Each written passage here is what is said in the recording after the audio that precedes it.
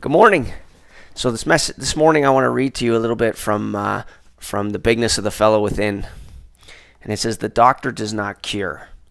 The DC does not cure disease. He cannot. That is done by the flowing forces within you. It is electricity which produces light, not the man who turns on the switch. It is steam which gives heat, not the man who turns on the valve. It is water which grows fruit, not the man who opens the faucet.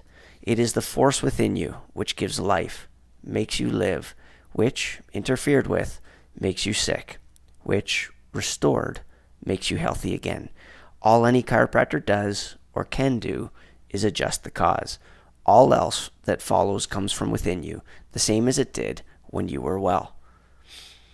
The simple illustration shows how one rotten apple can spoil a bunch of apples. If you tie a rotten apple to a live, living, growing apple on the tree, nothing happens to the live, living, and growing apple. When they say that one bad apple spoils the bunch, the truth is that one bad apple only affects the other apples because they're no longer connected to their source of life.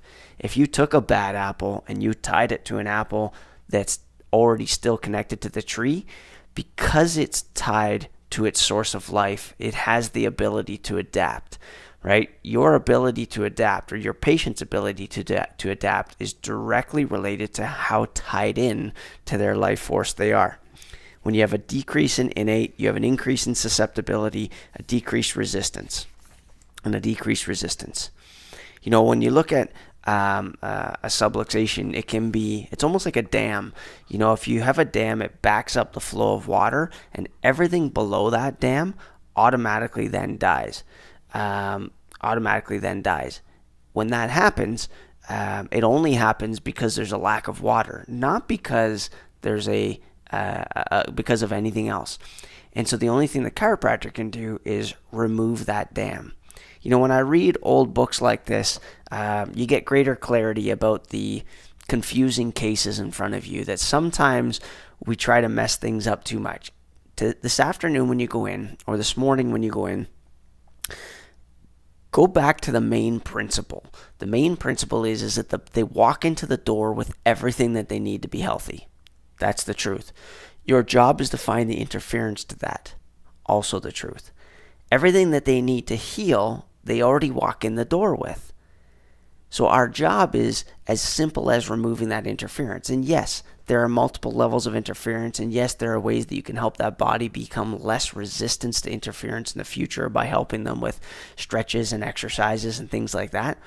But don't forget the simple principles. We tend to confuse things. And it will really help you with your practice if you teach your people these principles. So that part I just read to you, I'm going to photocopy that, and I'm going to make that our article of the week next week, and just bring that principle to the masses.